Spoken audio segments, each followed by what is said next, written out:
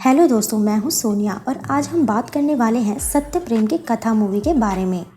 तो कहानी की शुरुआत होती है अहमदाबाद में रहने वाले सत्य प्रेम उर्फ सत्तू से, जो कि बेरोजगार है। एलएलबी फाइनल ईयर में फेल होने के बाद वो फिलहाल घर पर ही अपने मम्मी पापा और अपनी बहन के साथ रहता है और अपने सारे दोस्तों की शादी हो जाने के चलते सत्तू मोहल्ले का एक लौता लड़का है। इसका नाम तो वैसे सत्य प्रेम है, लेकिन लोग प्यार से इसे सत्तू बुलाते हैं। बस कोई इससे प्यार से बात नहीं करता। इसके घर के डायनामिक्स भी बहुत अलग हैं। उसके पिता घर का काम संभालते हैं और माँ और बहन गरबा सिखाने का काम करती हैं।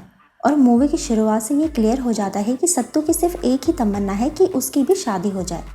हर रोज वो सिर्फ इसी बात के सपने देखता है और ऐसा नहीं कि सत्तू को कोई लड़की अभी तक पसंद नहीं आई। उसे एक लड़की पसंद आई थी।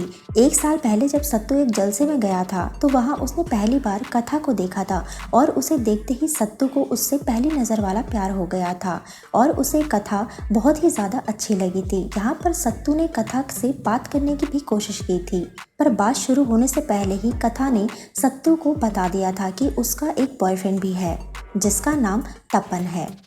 जिस पर कि सत्तू ने उससे कहा था कि तुम्हारा तो तुम्हारे बॉयफ्रेंड के साथ हैशटैग भी नहीं बनता है।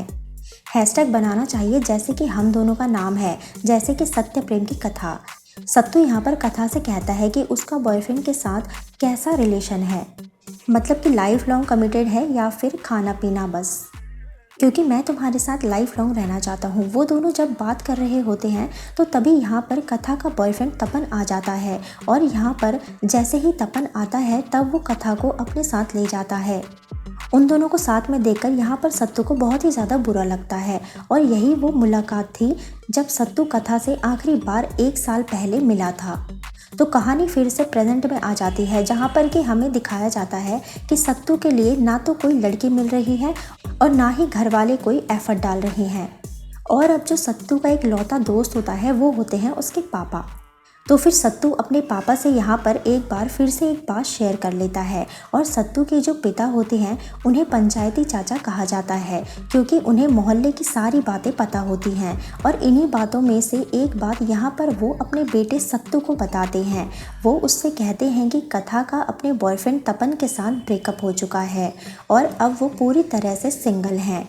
अब ये बात जानने के बाद सत्तू तुरंत ही जलसे में पहुंच जाता है, क्योंकि कथा हमेशा वहीं पर परफॉर्म करती है, लेकिन इस बार कथा ने वहां पर परफॉर्म नहीं किया था। यहाँ पर सत्तू को कथा के पिता के द्वारा मालूम पड़ता है कि उसकी तबीयत खराब है, इसीलिए वो अपने घर पर ही है।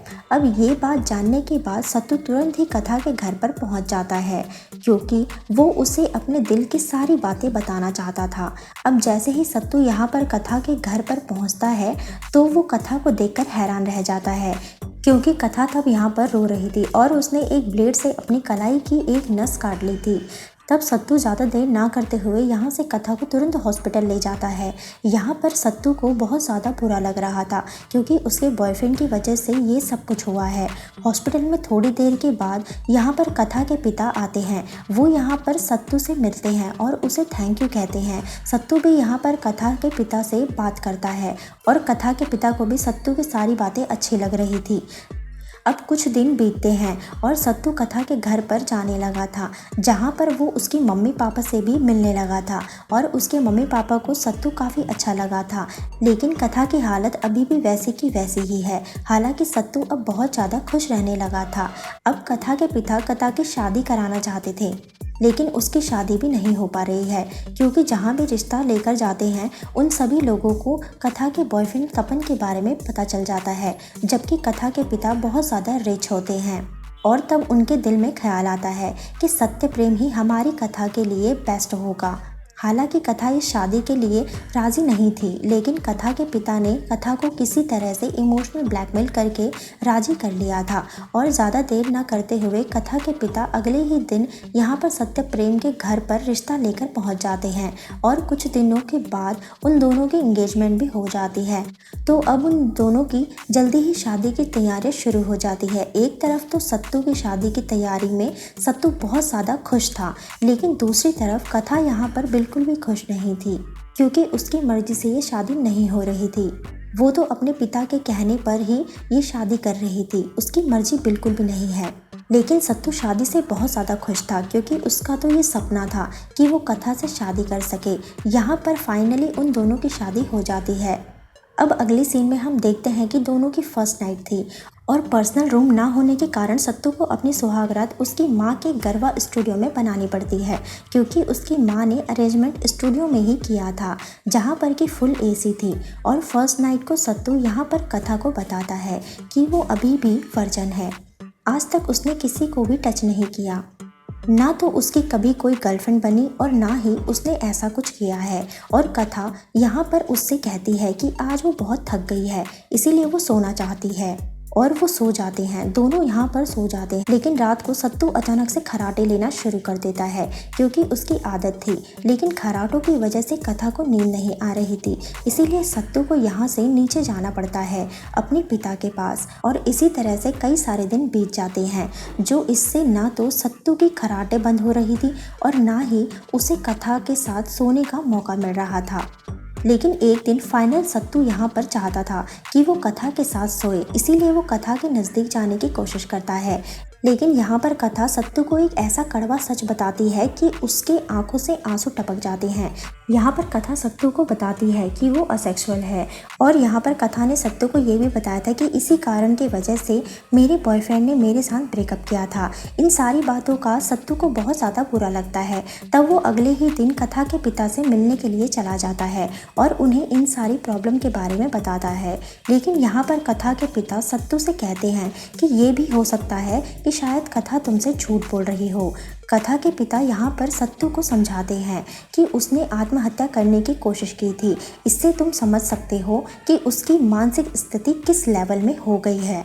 कथा के पिता सत्तू से कहते हैं कि तुम्हें उसे कंफर्टेबल रखना चाहिए और ये सारी चीज़ें अपने आप ठीक हो जाएंगी। और तब से ही सत्तू यहाँ पर कथा का ख्याल रखना शुरू कर देता है और अब सत्तू कथा को समझने की कोशिश करने लगता है और साथ में ही उसके साथ काफ़ी सारा टाइम स्पेंड करने लगता है। दोनों आपस में बात करते हैं और यहाँ पर सत्तू कथा से जो मन में आता है वो सब बोल देता है बिना सोचे समझे, क्योंकि ये उसकी आदत है कि सच बोलने से पहले सोचा नहीं जाता है। सत्तू यहाँ पर कथा से काफ़ी अच्छी अच्छी बातें करता है और कहीं ना कहीं अब कथा को सत्तू भी पसंद आने लगा था। वो धीरे धीरे करके बहुत सारा टाइम स्पेंड करने लगे थे। पर एक दिन कथा चाहती है कि वो सत्तू के साथ सोए, लेकिन कथा को ऐसी प्रॉब्लम थी, इसके कारण उसे अचानक से घबराहट होने लगती है और वो चिल्लाने लगती है। सत्तू यहाँ पर कथा को देख के समझ गया था कि उसकी हालत बिल्कुल भी ठीक नहीं है। वो समझ गया था कि उसका पास्ट में जरूर कथा के साथ कुछ बहुत ज़्यादा बुरा हुआ है।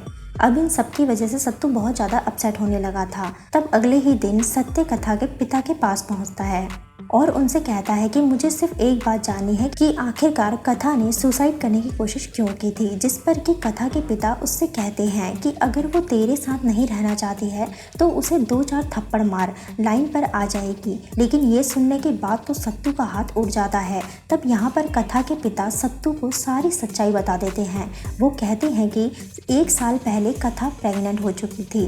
तपन ने उसे प्रेग्नेंट कर दिया था, लेकिन तपन इस बच्चे को जिम्मेदारी नहीं लेना चाहता था, इसीलिए उसका ऑपरेशन कराया गया था और इसी के चलते कथा ने सुसाइड करने की कोशिश भी की थी। लेकिन कथा के पिता ने जो बताया उसमें भी सारी सच्चाई नहीं छुपी हुई थी, क्योंकि जिस तरह से कथा तड़पी थी वो तो तपन ही बता सकता है। इसीलिए यहाँ पर सत्तू जो है वो दौड़ता हुआ तपन के ऑफिस पहुँच जाता है और उसे कुत्तों की तरह धोना शुरू कर देता है। सभी लोग उसे बचाने की काफ़ी कोशिश करते हैं, लेकिन यहाँ पर सत्तू तपन को बहुत ज़्यादा मारता है। इस वजह से सत्तू को जेल हो जाती है, लेकिन शाम को ही वो छूट जाता है और वापस अपने घर कथा के पास पहुंच जाता है। और कथा यहाँ पर सत्तू को रोते हुए सब कुछ सच सच बता देती है। वो अपने पास्ट के बारे में सारी सच्चाई उसको बिल्कुल खुलकर बता देती है कि उसके साथ क्या क्या हुआ था, जिसकी वजह से उसने सुसाइड करने की कोशिश भी की थी। और तब से वो किसी मर्द के आजू बाजू जाने में भी घबराती है, इसीलिए वो तुम्हारे साथ इंटीमेट नहीं हो सकती। लेकिन सत्तू ने कथा को हर तरफ से एक्सेप्ट कर लिया था। उसके पास जाने की उसे कोई भी ज़रूरत नहीं थी। वो उसे एक लंबे वेकेशन पर ले जाता है, जहाँ पर कि वो दोनों काफ़ी इंजॉय करते हैं। वो वहाँ पर काफ़ी ज़्यादा टाइम स्पेंड करते हैं। कई बार ऐसा होता है कि उन दोनों के बीच नज़दीकियाँ काफ़ी कम हो जाती हैं। अब अगले दिन उसके घर में सत्यनारायण की कथा थी, जहाँ पर कि सत्तू एक कंप्लेंट फाइनल कर देता है और जहाँ पर वो कथा के साइन चाहता था। लेकिन यहाँ पर उसके पिता और सत्तू के बीच में बहस हो जाती है क्योंकि वो नहीं चाहते थे कि ये सारी बातें समाज में जाए। और वो कथा के पिता से कहता है कि अगर हमने इस चीज़ पे ऑप्शन नहीं लिया तो इसे इंसाफ नहीं मिलेगा, और इसी वजह से बहुत सी लड़कियां ऐसी हैं जो अपनी ज़िंदगी ख़राब कर लेती हैं। और अगर आज कथा इस कंप्लेंट फाइल पर साइन नहीं करती है तो वो ज़िंदगी भर इस गिल्ट में रहने वाली है कि उसने कोशिश भी नहीं की थी। तब यहाँ पर कथा उस पर साइन कर देती है। यहाँ पर कथा सत्तू से ये भी कहती है कि उसे अंदर से सुसाइड करने की हिम्मत तो थी, लेकिन इस पेपर पर साइन करने की हिम्मत नहीं थी। लेकिन आखिरकार कथा ने उस पेपर पर साइन कर दिया था। पर कुछ दिनों के बाद तपन के लिए एक अरेस्ट वारंट निकलता है और उसे सजा हो जाती है।